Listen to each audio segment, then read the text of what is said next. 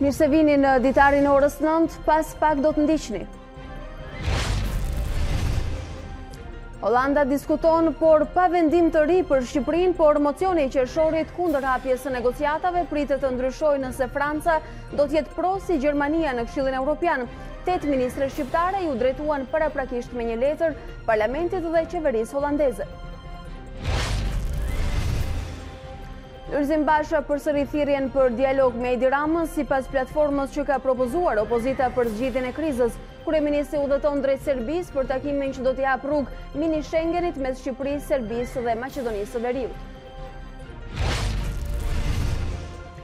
Kurja e ekonomisë shqiptare konfirmohet edhe nga Banka Botërore, ajo parashikon një rritje deri në 2.9% për vitin 2019 për shkak të prodhimit të ulët të energjisë dhe krizës politike. Banka Botërore reagon edhe lidhur me letrën e Bashës kundër financimit të kontratave të partneritetit publik-privat nga bankat.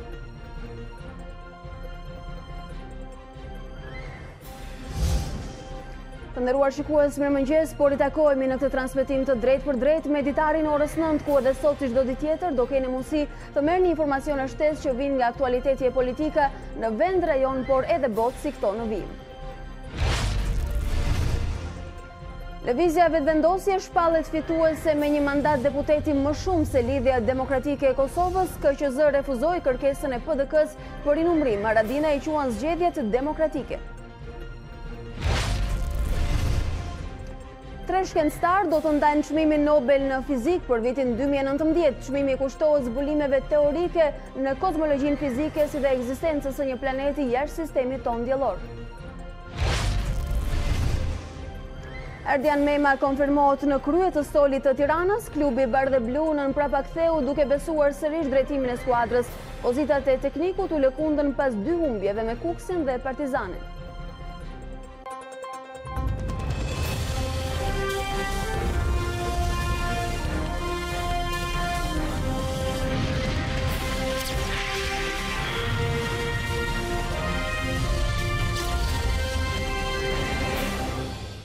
Të nderuar shikues, me aktualitetin në politikën vendore nisim këtë hapësirë informative. Edhe pas diskutimeve në parlament, qeveria holandeze nuk ka një vot ende të qartë për hapjen e negociatave të Shqipërisë me Bashkimin Evropian. Deri tani është në fuqi mocioni I qershorit kundër hapjes së negociatave, por sipas këtij parashtrimi nga ambasada holandeze, asgjë nuk është kategorike. Holanda riflekson se vlerësimi I 2 vendeve duhet të bëhet sipas meritës, ku fillimisht për Maqedoninë e Veriut veçon marrëveshjen e Prespës dhe rezultatet në prokurorinë e posaçme, ndërsa kërkon pavarësi të kësaj prokurorie në raste të ardhshme të korrupsionit në nivelet e larta. Për Shqipërinë, Holanda I mirëpret punën e madhe dhe hapat e ndërmarra në vitin e fundit, por thekson se më shumë punë duhet bërë në luftën kundër korrupsionit dhe krimit organizuar. Burimet pohuan se edhe pse në parim është ende jo, Holanda lë mbrëm një shtek të hapur për të votuar si Gjermania për çeljen me kushtet e negociatave me Shqipërinë, por vendimin final pritet ta marrë pasi të shohë votën e Francës në 15 tetor në mbledhjen e ministrave të jashtëm të Unionit. Sipas po të njëjtave burime, një po franceze do të kthente qeverinë holandeze në parlament për të unifikuar qëndrimin me 2 shtetet kryesore të Unionit në votën e krerëve të shteteve të Unionit që do të jepet në datë 18 tetor. Paraprakisht, 8 ministret femra të qeverisë shqiptare ju drejtuan me një letër ekzekutivit dhe parlamentit holandez për hapjen e negociatave të Shqipërisë me Bashkimin Evropian. Në letrën prej 4 faqesh, antarët e kabinetit rendisin një seri arritjesh që ka bërë vendi ynë, megjithse pranojnë se qeveria është e vetëdijshme se ka ende shumë rrugë për të bërë. Ajo që bie në sy në mesazhin e ministreve është një shqetësim që duket si referohet opozitës. Ka natyrisht nga ata që nuk duan që të fitojnë këtë betejë. Mjerisht në vendin tonë disa janë gati të humbasin, sepse e kuptojnë se një Shqipëri moderne përparimtare europiane nuk do të jetë një vend për ta. Ata e kuptojnë se sa më shumë që Shqipëria bëhet europiane, aq më shumë nuk do të jenë në gjendje të mbajnë në dorë pasurinë dhe fuqinë e tyre të paligjshme. Dështimi I përpjekjeve tona për të çelur bisedimet e antarësimit është çmimi më I madh për këto forca të errta, shkruhet në letrën e ministreve shqiptare. Vota e Hollandës për çeljen e negociatave të Shqipërisë u komentua nga ministri i jashtëm në detyrë Gen Sakaj, i cili tha se përpjekjet e Shqipërisë janë intensifikuar për të arritur tek një po. Deklarata u bë gjatë një konference të përbashkët me ministrin e jashtëm të Austrisë, Alexander Schallenberg, i cili siguroi se vota e Austrisë për Shqipërinë do të jetë pro. Qëndrimi i Hollandës duket se nuk shqetëson ministrin e jashtëm në detyrë Gen Sakaj. Arsyen e shpjegoi pas takimit me homologun austriak Alexander Schallenberg. Mund të konfirmoj se jemi në një përpjekje intensive për të siguruar votat për. Ndaj unë nuk kam frikë nga votat kundër, por jam i angazhuar maksimalisht për të siguruar votat për. Ministri i jashtëm Schallenberg përveç se garantoi votën pro të Austrisë, ta se vendi i tij do të lobojë në Këshillin Evropian që Shqipërisë t'i hapë negociatat. Qëndrimi dhe pozicioni i Austrisë është i qartë. Ne duhet të hapim dritën e gjelbër për Shqipërinë dhe Maqedoninë e Veriut.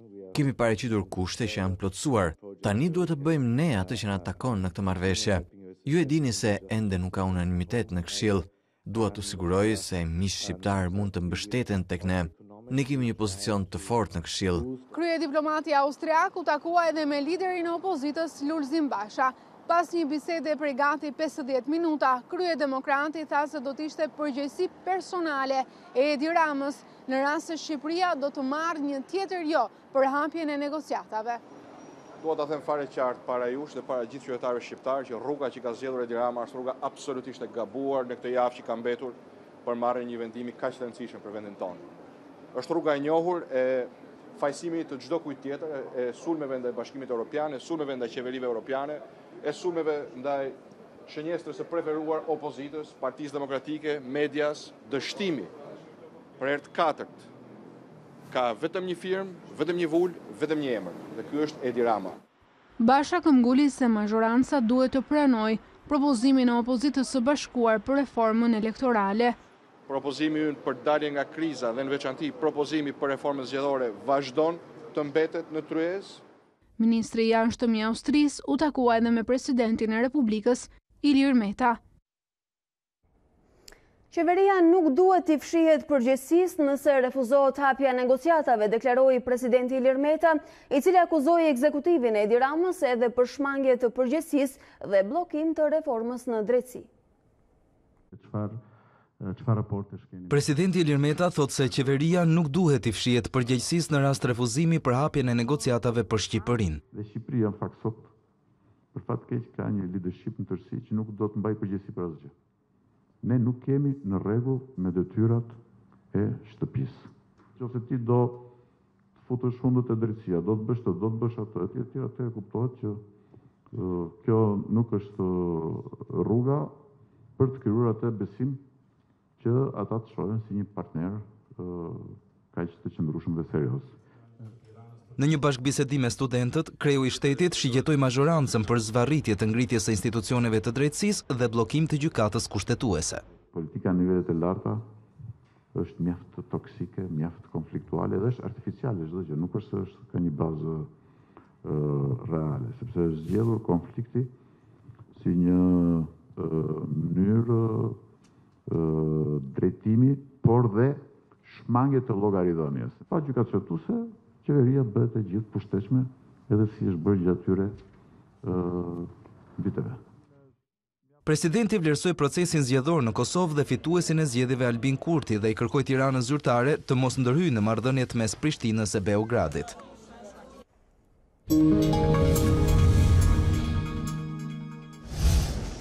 Të nderuar shikues, Ministre e Kulturës, zonja Elva Margariti, tashmë ka mbërritur në studion e Ditari dhe vjojmë diskutimin me të. Mirëmëngjes dhe mirë se vini. Mirëmëngjes, mirë se u gjeta. Se Margariti, ne e thamë dhe paraprakisht jeni një nga 8 ministre të cilat janë nismëtare të një letre që tashmë shkon në drejtim të Hollandës. Pse u ideua një letër të e tillë para se ata t'japin një përgjigje për Shqipërinë dhe çfarë doni të thoni me atë konkretisht? Konkretisht ne ndodhemi në një fazë, në fakt Shqipëria ndodhet në fazën e goxha punëve të mira të bëra, nuk po themi se kemi arritur perfeksionin, ka ende shumë për të bërë, dhe ajo çfarë ne kemi drejtuar në atë letër është ndërgjegjësimi që ne nuk po kërkojmë aktualisht Evropës që të që të përfshihemi në të bëjmë pjesë e të, po të përfshihemi në një proces negociatash. Ne kemi ndërmarrë shumë punë, kemi arritur shumë rezultate, kemi pasur një angazhim total edhe në nivelin e qeverisë dhe jemi drejtuar një shteti i cili aktualisht ka qenë një nga ato shtete që ka krijuar një shëmbulltyr të tolerancës, të mirëqenies. Jemi drejtuar si gra sepse besojmë në forcën e gruas në Shqipëri, besojmë që Shqipëria ka arritur në një moment që zëri i gruas është një zë i fortë, është një zë që po i kthen fytyrën Shqipërisë. Jemi gra në fund të fundit, flas edhe personalisht, që të cilat e kemi frymën evropiane, modelin evropian, kemi shkolluar jashtë, kemi punuar jashtë, jemi rikthyer në vendin tonë me dëshirën e mirë për të bërë më të mirën për vendin tonë. Dhe kjo është ajo çfarë po i tregojmë atyre. Jemi gati për të angazhuar akoma dhe më tepër dhe thjesht po kërkojmë që entuziazmin e dertanishëm dhe punën të bërë dertani i vazhdojmë dhe t'i çojmë më tej me një çelje negociatash. Po kërkojmë vetëm një negociat dhe ky është thjesht një inkurajim për ne dhe për të gjithë personat e tjerë që do t'i bashkohen, që gjithmonë e më tepër i afrohen Shqipërisë me modelin evropian, me frymën e të jetuarit dhe të bërit si europian, që po rikthehen në Shqipëri. Duket se kur flisnin në emër të grave dhe ministreve femra në qeverinë shqiptare në drejtim të Hollandës, e cila duhet thënë është një nga vendet skeptike për çeljen e negociatave me Shqipërinë, doni ta bindni atë, edhe për rolin e gruas si një progres i Shqipërisë, por edhe për një mundësi që duhet na jepet. A besoni se do t'ja dilni me këtë letër? A është një forcë mbështetëse kjo? Unë mendoj, siç thash, që zëri i gruas është një zë i fortë në shoqërinë shqiptare dhe është e vërtetë që dhe raporti i Kombeve të Bashkuara na i ka inkurajuar akoma më tepër që ne të jemi një zë akoma më i fortë, pse jo vetëm në Shqipëri, por edhe në arenën ndërkombëtare. Dhe do ta vazhdojmë, do ta çojmë përpara këtë mision. Ne, siç thash, ne po kërkojmë thjesht një çelje negociatash dhe ky është çelësi gjithçka. Ne po kërkojmë vetëm që ky entuziazëm që deri tani ka përfshirë mira, qindra mira persona për të angazhuar për ta çuar Shqipërinë të Evropës, mund të hapi dhe rreth të tjerë akoma më të mëdhenj në momentin që këto negociata çelen. Megjithatë, letra juaj ka mbërritur në adresë të qeverisë holandeze vetëm pak orë para se Këshilli për çështjet europiane në Hollandë të diskutonte pikërisht për Shqipërinë. Besoj edhe dërgimi momenti ka qenë krejtësisht i qëllimshëm. Ata thanë se duket e parakoshme çelja e negociatave, megjithatë nuk ka një jo kategorike për Shqipërinë. Po, e vërtet. Dhe ne faktikisht ne nuk po, siç thash, ne po kërkojmë thjesht që e gjithë puna e bërë të mos shumëzohet me zero dhe të mos të kanalizohet në një aspekt, po të themi, vetëm të një zhgënjimi më pas për këtë punë të bërë. Unë mendoj që vërtet ka ende shumë për të bërë, ne nuk jemi perfekt dhe është momenti i duhur për t'i treguar jo vetëm Hollandës, po dhe vendeve të tjera që Shqipëria ka një shtys të mirë pozitive, ka ecur mirë dhe ka ende mundësinë të ecë akoma më mirë. Dhe siç thash, mendoj që ne gratë e kemi treguar prej kohësh, jemi një forcë e madhe shtytse e kësaj shoqërie, jemi një model i mirë, kështu që mendoj që kemi bërë gjën e duhur, sepse jemi ne të para gratë që i japim forcën vajzave të tjera, gjeneratës së re që të besojnë akoma më tepër që çdo kush mund të bëjë mirë. Ju jeni ministre e kulturës, përfaqësoni densisht të dikaster dhe është e natyrshme që flisni me këtë gjuhë, megjithatë kur flisni për më shumë punë për të bërë, njësoj mendonte edhe Holanda në diskutimin e dieshëm, por ama flite për më shumë punë në luftën kundër krimit dhe korrupsionit. Është një nga reformat më mëdha faktikisht. Lufta kundër korrupsionit ka vite që ka filluar, që vazhdon, është një betejë e cila zhvillohet në të përditshmen tonë, por ka pasur hapa pozitiv. Këtë nuk mund ta mohojmë. Nuk mund ta mohojmë dhe sa më tepër të ketë rezultate, duket sikur në të vërtetë situata është gjithmonë më tragjike, por në të vërtetë jemi në një punë e cila do po sjell frytet e veta, sepse po kemi gjithmonë më tepër, edhe sikur të flasim për korrupsionin në administratë, gjithmonë më tepër kemi filluar duke pasur në administratë persona profesionistë. Unë vetë jam e rrethuar, ashtu si unë, me persona të cilët janë shkolluar jashtë, kanë mbaruar në cikël të lartë studimesh atje dhe kthehen në vendin e tyre dhe sjellin një frymë të re dhe për me ta po çojmë përpara reforma të mëdha dhe në aspektin ligjor. Mendoj që gjërat janë të lidhura ngushtë me njëra tjetrën dhe kjo luftë vërtet ka qenë një luftë që është ndërmarrë dhe që do të vazhdojë, por nuk mund të mohojmë faktin që ka pasur rezultate pozitive. Ndërkohë që dukeni objektive dhe realiste në punën që është bërë në Shqipëri, a jeni shpresë plot për 18 tetorin? Po, patjetër që jam. Mendoj që po tregojmë një fytyrë të Shqipërisë të angazhuar, një Shqipëri energjike, një Shqipëri që, siç thash, fakti që në qeverinë tonë jemi kaq shumë gra, edhe kjo është një aspekt jo për të nënvlerësuar, mendoj që Shqipëria vërtet ka bërë hapa pozitiv për të ndryshuar mendsinë, për të ndryshuar angazhimin e saj dhe mendoj që kjo do shpërblet. Le të kalojmë për pak minuta edhe në fushën tuaj tetori, ndryshe nga Ministria e Kulturës, por jo vetëm, është quajtur edhe muaji i leximit. Besoj se keni një agjendë aktivitetesh që ndoshta janë edhe politika për të inkurajuar të rinj drejt librit. Po. Është vërtet, tetori është tetori i librit, përveç se tetorit roz, është një nga nismat më të fundit të Ministrisë së Kulturës për të përfshirë pikërisht të rinj. Siç tham, ne jemi sot këtu në të gjitha politikat që bëjmë për të kthyer vëmendjen e të rinjve drejt kulturës, politikës, ekonomisë, për të krijuar një brez të ri sa më të mirë formuar. Dhe libri, e dim të gjithë, është një çelës që të hap një dritare drejt një të ardhme akoma më të mirë. Është vërtet që përballemi me sfida të mëdha, siç është teknologjia që me libri nuk është se ndërthuret dhe aq mirë krijon një farë handikapi midis të dyjave. Megjithatë, kemi filluar të shfrytëzojmë faktin edhe duke folur me gjuhën e të rinjve, edhe duke u futur gjithmonë më tepër në epokën digjitale, por dhe duke kthyer këtë muaj më tepër se sa thjesht një muaj leximi, në një muaj diskutimi mbi librin, me persona të cilët janë të lidhur, si mund të jenë autor të librave që kapin me pikëvështrime të ndryshme librat e tyre duke i kthyer në tema diskutimi dhe në takime të shumta përgjithsisht në vendet, në institucionet tona të kulturës. Kemi filluar duke i kthyer pak fytyrën edhe vetë ndërtesave, një muze kthehet edhe në një vend diskutimi për librin, një teatr kthehet në një vend diskutimi për librin. Jam e kënaqur për faktin që shumë personazhe të njohura i bashkohen edhe nismës son më të fundit që është Dhuro gjej lexo. Mendojmë që libri mund të kthehet edhe në një hall komunikimi midis dy njerëzve të cilët nuk njihen, duke thjesht duket një agjendë efektive kjo që keni ndërmarrë. Po, kemi shumë dhe shumë aktivitete, kemi një kalendar të plot me aktivitete për gjatë gjithë muajit, që fillon nga dhurimi i librave në bibliotekat e qyteteve, të rretheve, të shkollave, janë drejtuar pikërisht edhe brezave më të vegjëlit. Ata janë të parët të cilët duhet fillojnë të edukohen të mbajnë librin në duar.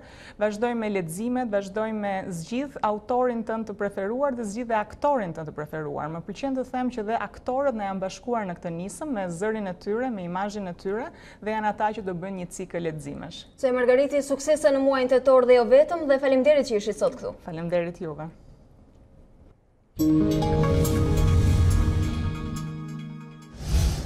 E ndërkohë të nderuar shikues, në Novi Sad të Serbisë, Aleksandar Vučić, Zoran Zaev dhe Edi Rama pritet të nënshkruajnë nismën e cilësuar si mini Schengeni ballkanik. A2CNN do të përcjell drejt për drejt zhvillimet nga ky takim 2 ditor atje. Është reporteri A2CNN Marcela Karapanço, e cila ndodhet tashmë në Novi Sad për të na sjellë detajet më të fundit. Marcela, mirë se vjen. Çfarë parashikon agjenda e kryeministrit Rama gjatë 2 ditëve në vijim dhe çfarë takimesh dim që do të zhvillojë ai atje? Mirëmëngjes Alba nga Novi Sad i Serbisë. Ne jemi zhvendosur me grupin tonë xhirimit për të ndjekur këtë aktivitet, këtë takim të nivelit të lartë që zhvillohet mes 3 liderëve të Ballkanit Perëndimor, mes zotit Rama, kryeministrit shqiptar, Zoran Zaev, sigurisht edhe presidenti i Serbisë, i cili do të mirëpres këtë takim për firmosjen e një marrëveshjeje të mini Schengenit ballkanik, duke sjell lehtësimin e qarkullimit të njerëzve dhe mallrave përmes këtyre 3 vendeve, duke lehtësuar edhe çështjet e kufirit.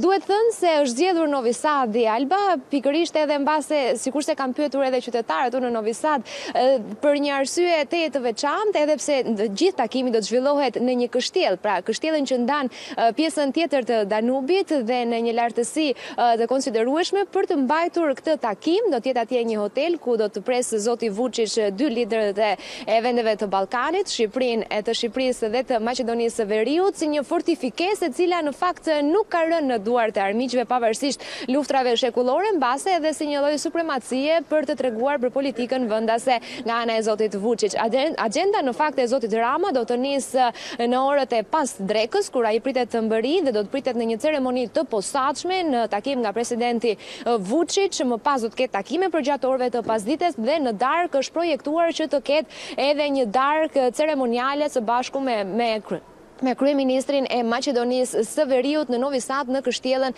e këtij qyteti. Ndërkohë, duhet thënë Alba që nesër takimet do të nisin shumë herët. Po, vazhdoje sepse do të bëj edhe një pyetje të radhës për një vizitë tjetër. Nesër takimet do të nisin shumë herët, Alba. Patjetër, nesër takimet do të nisin shumë herë, do të jetë një takim që do të kryhet pikërisht për diskutimet dhe detajet e kësaj marrëveshjeje në orën 9 të mëngjesit për të vijuar rreth orëve të mesditës me konferencën e përbashkët për shtyp që do të japin liderët e Shqipërisë, të Maqedonisë së Veriut dhe të Serbisë për të vijuar më tej me drekën dhe takimet deri në pasditën e vonë, gjithmonë në funksion të mini Schengenit ballkanik. Marcela, kurioziteti ynë tjetër ishte për takimin e radhës ose vizitën e presidentit Erdogan në Beograd. A ka lidhje vizita e tij me mini Schengenin ballkanik i cili do diskutohet në këto 2 ditë?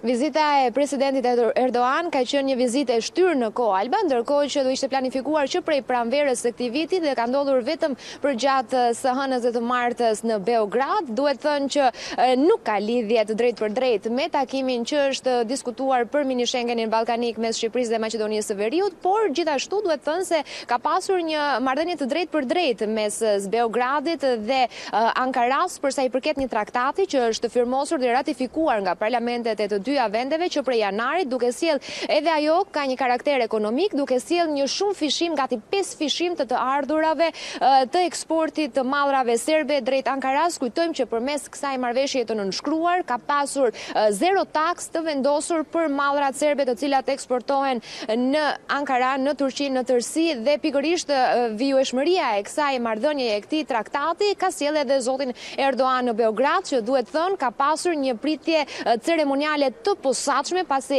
ne kemi mbërritur përgjatë ditës së djeshme këtu në Beograd, në Novi Sad, dhe kemi parë që të gjitha rrugët e Beogradit ishin të vendosura flamuj turk dhe serb si një shenjë e posaçme për pritjen e zotit Erdogan, që nuk e kemi parë me flamurin shqiptar apo me flamurin e Maqedonisë së Veriut në pritjen që pritet i bëhet sot zotit Rama dhe zotit Zaev këtu në Novi Sad.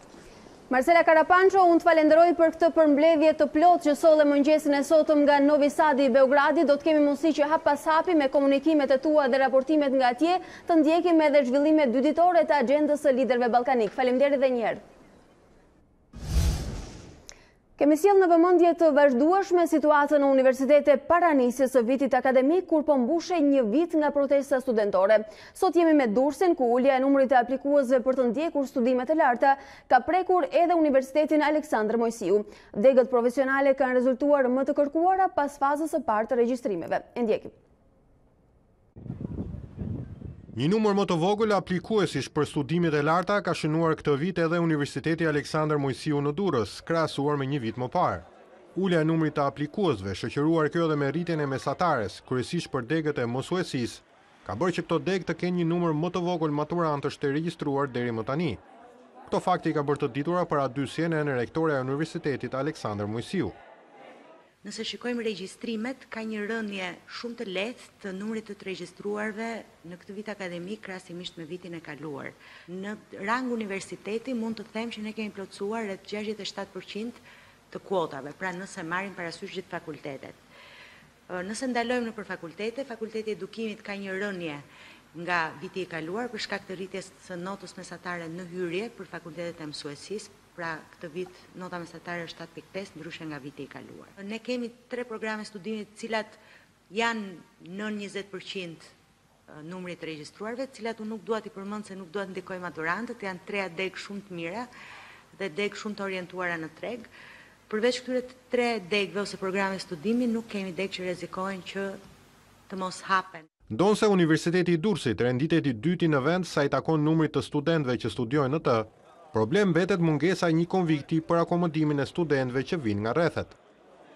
Për sa i përket infrastrukturës, ende Universiteti i Durrësit është mbrapa sepse nuk ka konvikte dhe ne jemi duke u përpjekur që të gjejmë mënyrën se si mund të akomodojmë studentët që na vinë nga rrethet në konvikte. Kjo është një pikë e jona e dobët.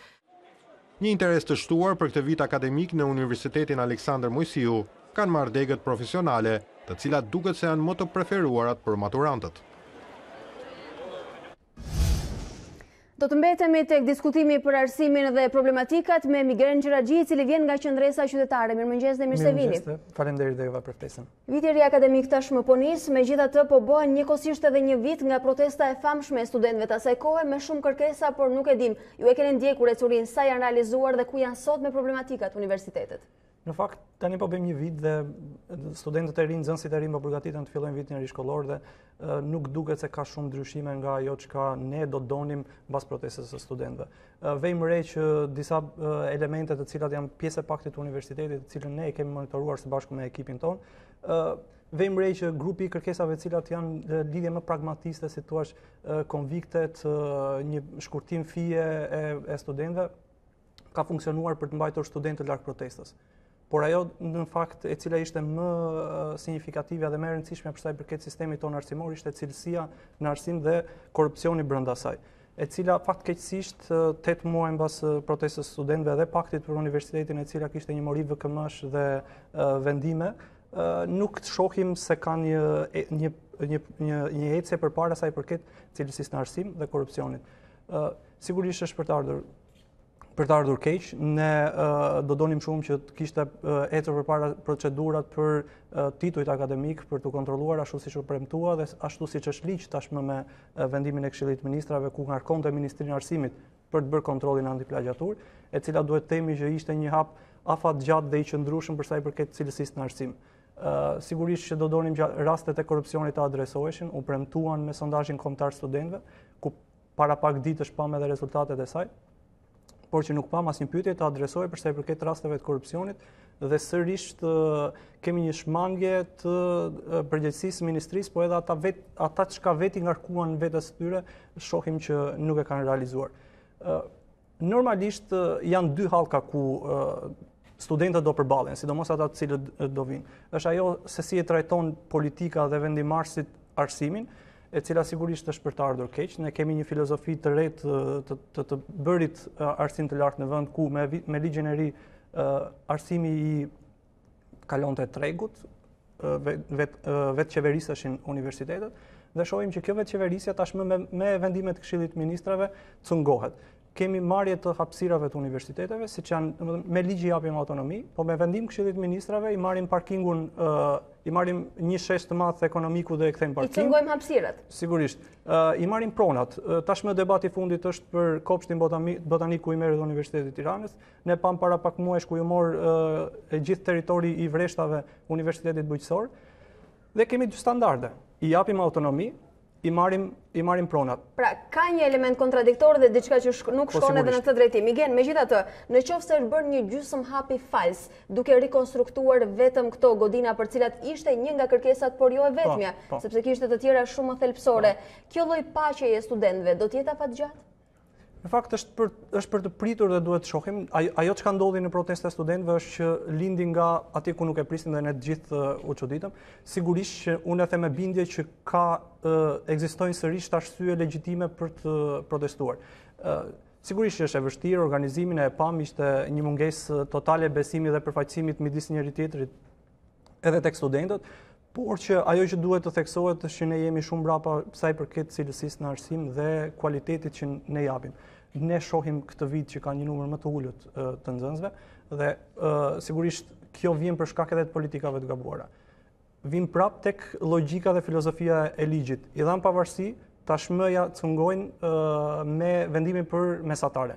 Si thua, e nxorën administroni vetë, por unë do të vendos pengesa se këtë do marrësh në universitet dhe duhet ta marrësh 7.5 për lëndët e mësuesisë dhe 6 për lëndët 6.5 për gjitha lëndët e tjera dhe kjo ka sjell automatikisht në popullimin e gjitha universiteteve që janë në rreth uljen e numrit në mënyrë drastike. Megjithatë, duket se revolta së kohë e studentëve tashmë mbush një vit, ka shpallur edhe një lloj mundësie që edhe hierarkia më e lartë të reagojë. Kanë qenë vetë rektorët e universiteteve, të cilët në nisje të vitit akademik kanë pasur ankesa në drejtim të kryeparlamentarit, kryesisht për kërkimet shkencore dhe fondet. Megjithatë, këtu nis një valë re pakënaqësish duket. Në fakt, ajo që po mendoja të thoja janë që studentët përballen me të dyja, si thua, fenomenet të cilat janë përballë politikës dhe politikave, po edhe përballë administrimit të universiteteve dhe përballë rektorëve.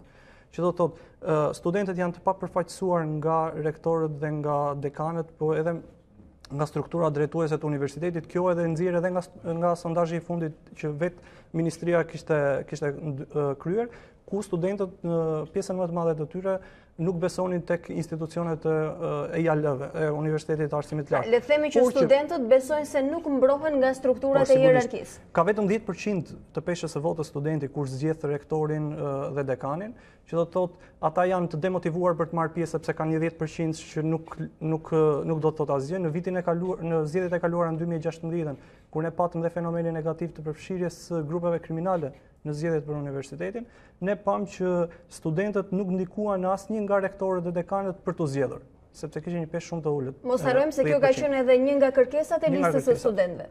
E cila ishte 50%, sigurisht që u refuzuan nga drejtuesit e vendit si një pa precedent në Europë. U quajt enorme. Ne në fakt në iniciativën tonë kemi çuar para ministres se tuash kthimi në traditën e ligjit vjetër ku studentët e kishin 20% dhe administrata 5%, që si tuash do të ndryshonte në një mas të caktuar situatën dhe studentët do të bëheshin zgjedhës të strukturave drejtuese të universitetit. Por që kjo nuk po ndodh.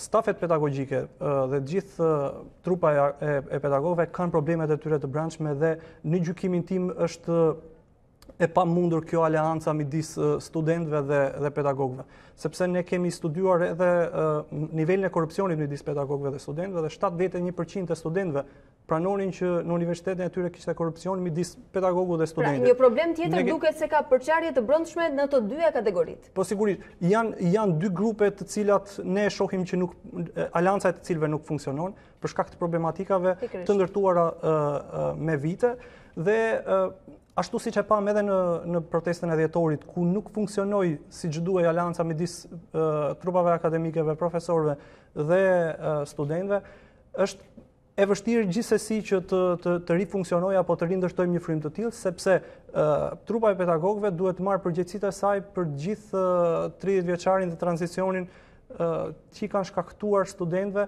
po edhe cilësisë në arsim, sepse sigurisht që ne jemi vendi që kemi cilësinë më të dobët në arsim për sa i përket Migen, rajonit. Duke qenë se qendresa qytetare ka në fokus arsimin dhe problematikat që ka arsimi sot, a ka një mënyrë, një strategji që do t'i vini në ndihmë ose të asistoni për të plotësuar këto kërkesa dhe nevoja që kanë studentët sot? Në fakt kjo është shumë e drejtë dhe ne e vëmë re që e gjithë kjo situatë është për shkak të një mungese të agjende kombëtare sa i përket çështjeve të arsimit. Ne shohim që Ministria ndërhyn me vendim Këshillit të Ministrave për të nxjerrë në lëndët e mësuesisë studentë dhe njerëz më të përgatitur, por ndryrja e saj çon në mos preferimin e këtyre degëve. Pra nuk nxjerrim cilësor, por nuk nxjerrim fare, siç po ndodh. Dhe duhet të themi që këto nuk janë vendime të cilat mund të merren, sidomos në çështjen e arsimit, nuk mund të merren me emocion dhe me entuziazëm. Kështu që ne sugjerojmë që më së pari duhet të shfuqizohet vendimi i Këshillit të Ministrave, i cili pengon aksesin në arsim të qytetarëve të vendit, pasi ne jemi i vetmi vend në Europë që pengojmë me vendim të Këshillit të Ministrave aksesin e qytetarëve në arsim dhe në një farë mënyrë po luftojmë me vullnetin e popullatës për të arsimuar, dhe ajo që duhet bëjmë është që të luftojmë për universitetet të kenë një cilësi më të lartë arsimi, dhe kjo realizohet nëpërmjet kthimit të vëmendjes tek po një VKM e pazbatuar, e cila është për plagjaturat dhe kthimi i vëmendjes për anulimin e një VKM-je tjetër do të ndojë një protestë tjetër? Sigurisht që ne dhe gjitha hapësira që ju na jepni na shërben për të bërë një sensibilizim të gjithë qytetarëve për të kuptuar se ku qëndrojnë problematikat dhe si në çdo vend demokratik, protestat janë sigurisht një frymarrje dhe japin mundësi në gjithë qeverisjeve të përmirësohen, por që sigurisht që atje kur nuk duan të përmirësohen, agravojnë dhe ka situata tjera, por që agenda për shpopullimin e universiteteve duhet marrë fund dhe ne duhet kthehemi për të ndërtuar politika më serioze dhe më me analizë. Sigurisht dhe duhet bëjmë dhe një analizë të atyre vendimeve të cilat janë marrë dhe cilat kanë qenë pasojat të cilat po reflektojnë në sistemin ton universitar, sepse ne po rrezikojmë që 50% e kapaciteteve pritëse të universiteteve po ngelen bosh, edhe në kjo nga raundi parë i aplikimeve për universitetet. Suksese në rrugtimin tuaj dhe faleminderit që ishte sot këtu. Faleminderit edhe juve për hapësirën.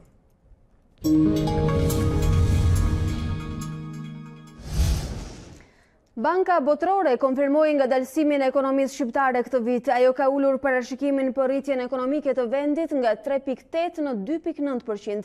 Si rreziqe të shtuara për ekonominë evidentohen energjia, kontratat e partneritetit publik-privat, kriza politike si dhe zbatimi ngadalt i reformave strukturore. Banka Botërore bën një parashikim të zymt për ekonominë shqiptare. Gjatë prezantimit të raportit mbi ecurinë ekonomike në vendet e rajonit, institucioni financiar ndërkombëtar ka rishikuar me kurrje të fortë rritje nga 3.8% që ishte parashikimi i bërë në fillim të vitit në 2.9%. Rritjes e ekonomive të Ballkanit Perëndimor kanë ardhur në ulje në vitin 2019 me një rritje për rajonin prej 3.2% në krahasim me 3.8% në vitin 2018, po ashtu dhe në Shqipëri. Ritmi i rritjes është ngadalësuar, pra parashikimi i tanishëm është për një rritje prej 2.9%.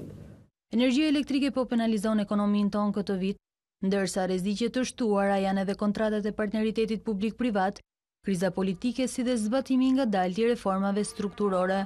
Pas mbarimit të efektit negativ të energjisë elektrike në gjysmën e dytë të vitit të 2019, po dhe në vitet të ardhshme, 2020-2019, ekonomia shqiptare t'i afrohet potencialit të vet ekonomik, duke u rritur me mesatarisht 3.5%. Për këtë skenar, rreziqet e poshtme janë të konsiderueshme, siç e thotë edhe titulli i vet raportit, pasigurit janë në rritje, kryesore mbetet ngadalësimi global.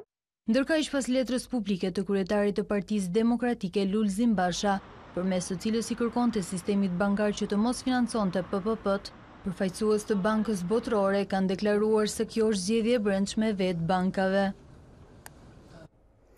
Një studim i kompanisë Deloitte Albania i realizuar në bizneset kryesore në Europën qendrore ka nxjerrë në pap problematikën e fshehjes së bilanceve reale të kompanive shqiptare, çka bëhet pengesë që ato të marrin kredi për zhvilluar dhe aktivitetin e tyre.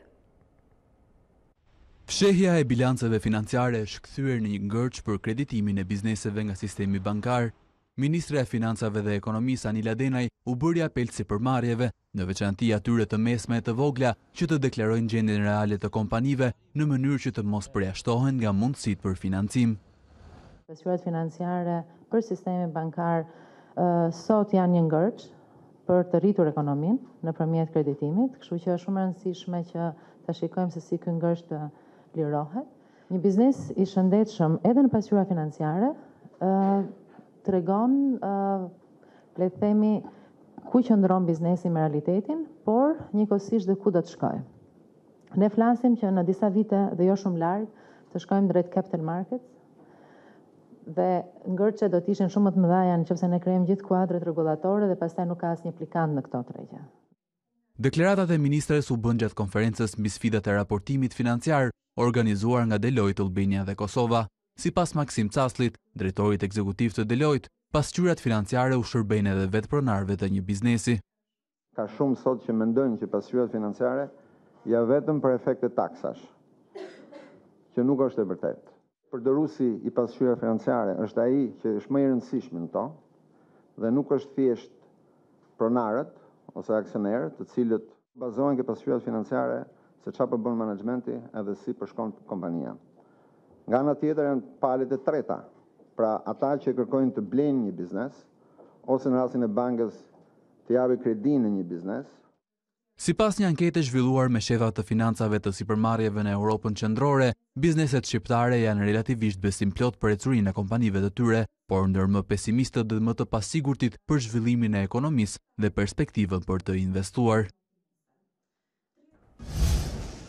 Brenda 30 ditësh, gjykata kushtetuese do të ketë 2 antar të rinj. Këtë të martë, Këshilli i Emërimeve në Drejtësi i përcolli presidentit të Republikës listat me renditjen e 6 kandidatëve për 2 vende vakante në kushtetuese.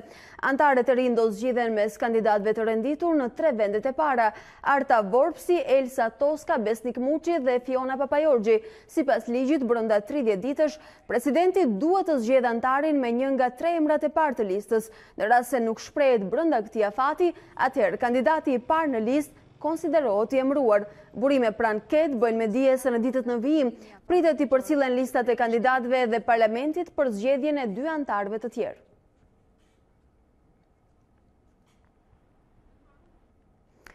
4 organizata të shoqërisë civile janë drejtuar me një letër partive politike ku jo vetëm kërkojnë ndryshimin e sistemit zgjedhor, por ofrojnë edhe 2 propozime konkrete.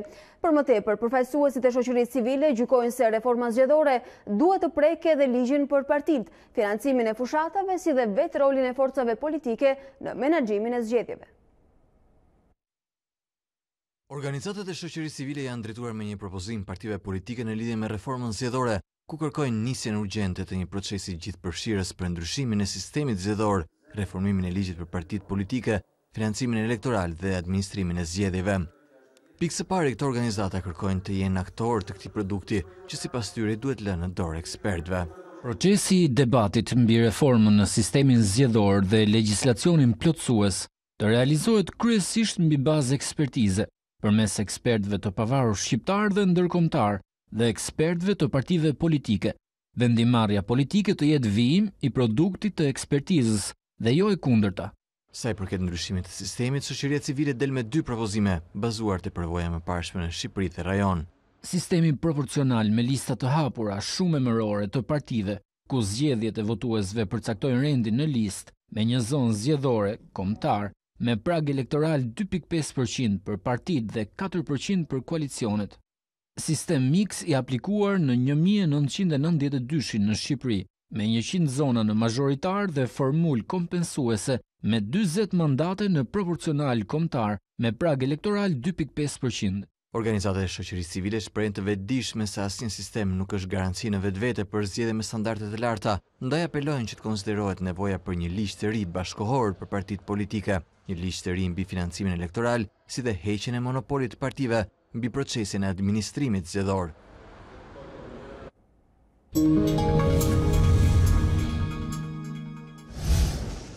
Zhvendosemi me informacione në Kosovë. Vetëvendosje konfirmohet fituese e zgjedhjeve në Kosovë pas përfundimit të numërimit të votave, por ajo ndahet me lidhjen demokratike të Kosovës vetëm me një mandat deputeti më shumë, ndërsa sfida e realizimit të koalicionit qeverisës për Albin Kurtin mbetet e fortë. Nisma rrezikon të mbetet jashtë parlamentit, ndërsa Komisioni Qendror i Zgjedhjeve nuk ka pranuar ankesat për rinumërim të fletëve të votimit. Kryeministri në largim i Kosovës, Ramush Haradinaj, tha se zgjedhjet në Kosovë kishin qenë demokratike dhe se nuk do ta kontestonte rezultatin e tyre. Haradinaj u përgjigj gjithashtu edhe deklaratave të Borrell se Kosova nuk është shtet. Ndërsa dini mendimin tim për liderin e vetëvendosjes, për fatkeq mendoj se nuk është ajo që është shpërktu, pra ekziston mundësia reale një mashtrimi edhe një zhgënimi për qytetarëve pikërisht me fituesin, po kjo i mbetet tarmës, shpresoj që unë jam gabim. Unë i atriboj pra leadershipit të PDK-s kërcënimin me nda Kosovën, edhe mendoj që pengesa kryesore kam qenë unë, edhe kem pagu çmimin që kem pagu, po nuk jau kem lejuar me nda Kosovën. Pra është gabim nëse zoti Borrell pra e shenë në varshmëri të disponimit të moskës zyrtare ose të ndonjë moskë tjetër, perspektivën e një vend evropian, siç është rasti ynë. Pra ne jemi antar, kemi asosim stabilizimin kontratën, edhe imagjinoni ai përfaqëson BE, edhe për dikon që ka kontratë me të BE-ja, ai është në varshmëri të Moskës ose Pekinit. Ambasadori i Shteteve të Bashkuara në Kosovë, Filip Kosnet, është takuar me kryetarin e lëvizjes vetëvendosje Albin Kurti. Sipas një deklarate të vetëvendosjes, diplomati amerikan vlerësoi pozitivisht mbarvajtjen e procesit zgjedhor dhe uroi Kurtin për fushatën. Mësohet se kryetari i lëvizjes vetëvendosje u shpreh gati të rifillojë bisedimet me Serbinë, por nënvizoi se dialogu duhet jeti përgatitur mire me parime të qarta. Ndërkohë, Departamenti Amerikan i Shtetit u shpreh përmes një deklarate në zërin e Amerikës se udhëheqja e re duhet të rifillojë menjëherë bisedimet me Serbinë dhe të punojë drejt një marrëveshje për normalizimin e marrëdhënieve.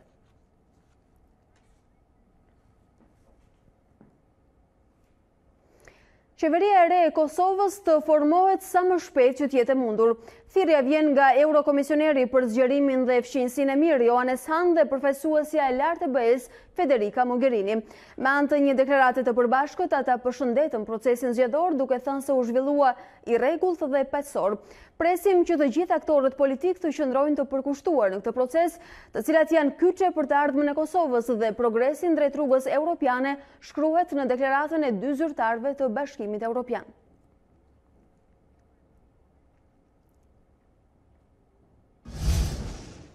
Një pjesë e mirë e grave pranojnë dhunën fizike dhe seksuale ndaj tyre, por sërish kanë frikë të tregojnë. 22% e grave të anketuara nga një studim i financuar nga OSB në Shqipëri hezitojnë të denoncojnë dhunën ndaj tyre. Jo çdo gjë është ashtu siç duket. Kur flitet për dhunën ndaj grave, shumë prej tyre përjetojnë në forma të ndryshme, por nuk e tregojnë nga turpi dhe frika. Sipas raportit më të fundit të OSB-s në Shqipëri, 22% e të anketuarave pranojnë dhunën fizike dhe seksuale, kryesisht nga partneri, dhe që në moshën 15 vjeçare. 90% e të intervistuarave mendojnë se dhuna ndaj grave është një dukuri e zakonshme. Por për një burr jo shqiptar, ambasadori i OSB-s në Tiranë mendon se duhet të ndryshojnë sjelljet e meshkujve shqiptar ndaj femrave. Si burrat, ashtu edhe gratë duhet të marrin pjesë në ndryshimin e këtyre normave kulturore. Ndërkohë gratë duhet të fuqizohen që të denoncojnë dhunën. Denoncimet e tyre duhet të merren seriozisht nga policia, prokurorët dhe gjykatësit, dhe dhunuesit duhet të vjenë përpara drejtësisë. Por kur flitet për gjykatat, nuk mungojnë vendimet absurde, deri dhe qesharake. Gjykata kishte vendosur mbi një rast për urdhrin e mbrojtjes.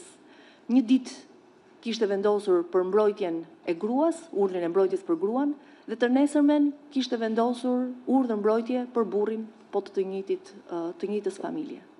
Dhe për më tepër, kur në vendimin e gjykatës thuhet që për të dy bashkëshortët nuk duhet t'i afrohen banesës të cilën e kanë pasur banesë të përbashkët. Vetëm në 8 muaj kanë bërë kërkesë për mbrojtje 1900 gra nga 3200 raste dhune të raportuara. 3 shkencëtar do të ndajnë bashkë çmimin Nobel për fizik për vitin 2019 për zbulime lidhur me universin. Përveç çmimit prestigjos James Peebles, Michel Mayor dhe Didi Kellos do të ndajnë bashkë edhe shumën $910.000 që vjen bashkë me çmimin. Gjatë javës pritet të ndahet edhe çmimi Nobel për kimin, për paqen dhe letërsinë. Më pas rreth 14 miliardë.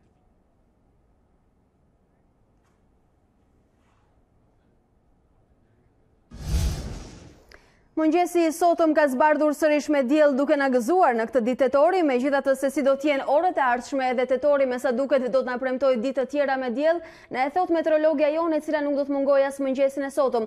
Parashikimet e saj zakonisht kanë dalë të sakta dhe koncize dhe besoj se njësoj do të jetë për tetorin, por jo vetëm. Ne kemi çdo ditë dhe nuk mungon as mëngjesin e sotëm në minutat e ditarit. E presim Tanja Pore në transmetim të drejtë për drejtë dhe parashikimin e saj edhe sot. Presim për pak derisa Tanja të jetë e gatshme për të na e thënë edhe fjalën e saj për motin. Tanja, sa diell do të kemi? Në fakt, Alba, do të kemi diell me shumicë gjatë paktën deri nga data 17-18 tetor, megjithatë për një parashikim më afat shkurtër, sot vjen moti i kthjellët. Vonë në mbrëmje kemi zhvillim të verancave kryesisht në skajin verior dhe rreshje të pakta.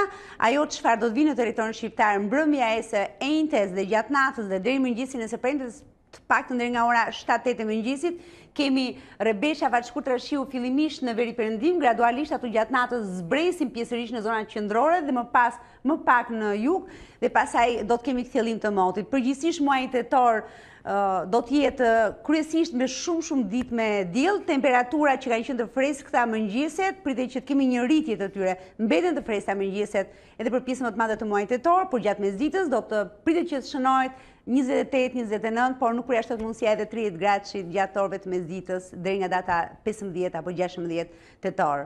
Në fakt, tetori është klimatikisht një muaj me shumë rreshje, por ky tetor, si duket, po bën përjashtim, ashtu siç kemi parë shumë përjashtime të stinëve ku vera ka qenë shumë e thatë, shtatori ka qenë i thatë deri në një ditë ku morëm rreth 150 mm në vetëm 24 orë dhe ngjarje të tilla të motit duhet të familiarizohemi ne me këto ndryshime që klima e sotme dhe e së ardhmes do të sjellë në territorin shqiptar, por por jo vetëm në rajonin Mesdheut, por edhe në rang global.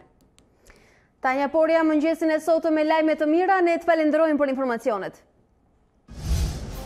Ju falenderojmë dhe ju të nderuar shikues që na ndoqët edhe sot, bashkë ritakohemi me Ditarin orës 13. Deri atëherë, qëndroni me A2CNN.